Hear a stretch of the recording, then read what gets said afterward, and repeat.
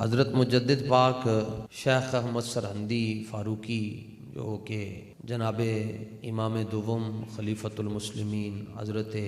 عمر رضی اللہ تعالیٰ عنہ کی اولاد میں سے ہیں، آپ فرماتے ہیں جس بندے کا رمضان بغیر ترتیب کے گزرتا ہے اس کا پورا سال بغیر ترتیب کے گزرتا ہے۔ تھوڑا سا ہمیں خود کو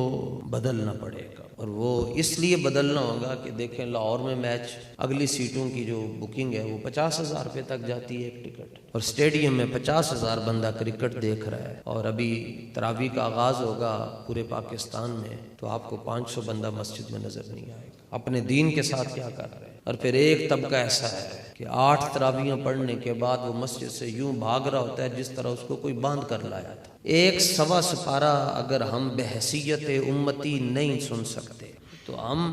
کس جنت میں جانے کی بات کر رہے ہیں جس میں امام حسین نیزے پر قرآن پڑھ کر جا رہے ہیں، یعنی وہ نیزے پر بھی قرآن کی تلاوت کر رہے ہیں، اور ہم سال میں 2 گھنٹے نہیں کھڑے ہو سکتے۔ تو یہ تھوڑا سا جی میں آپ سے گزارش کروں گا جہاں تک ہماری آواز جا رہی ہے پوری دنیا میں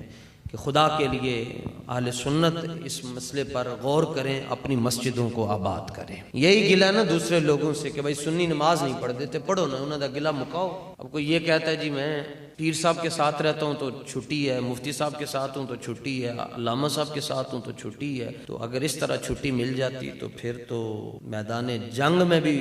حکم ہے کہ ادھر جنگ ہو رہی ہو 2 دستے ہیں، ایک نماز پڑھے دوسرا جنگ کرے، پھر دوسرا جو جنگ کر کے آ رہا ہے وہ واپس آ کر نماز پڑھے اور نمازی ادھر چلے جائیں۔ دوسرا یہ ہے کہ اللہ تعالیٰ فرماتا ہے کہ ان اللہ لا یغیر ما بقوم، اللہ تعالیٰ اس وقت تک کسی قوم کی حالت کو نہیں بدلتا جب تک کہ وہ قوم اپنی حالت کو خود نہ بدلے۔ پورے لاہور کا جو گندا تیل ہے، گندا ترین تیل جو ہے وہ ہم کھجوروں پر لگا کر ایسے ان کو نیا بنا کر بیچ رہے ہوتے ہیں، اور روزہ دار جب سارا دن محنت مزدوری کر کے شام کو وہ 15 روپے کی 10 یا 12 کھجوریں خریدتا ہے، جو وہ کھولتا ہے ایک کھجور خراب، دوسری خراب، تیسری خراب، وہ روزہ کھول دیں کتنی بددعاواں دیں۔ ایک میں مثال دی ہے، کھجور سے لے کر اوپر تک کرپشن ہے، اور پھر آ کر مسجد میں دعا مانگ رہے ہوتے ہیں یا اللہ حضرت عمر جیسے حکمران دے۔ اور قرآن کے ساتھ ہماری حالت یہ ہے کہ بڑے بڑے گھر بنے ہوئے جی لاہور میں، بڑے بڑے عالی شان گھر بنے ہوئے، سٹنگ روم الگ ہے، ٹی روم الگ ہے جی، اور اگر جگہ نہیں ہے تو قرآن کے لیے جگہ نہیں۔ تپڑی مارن والی صبح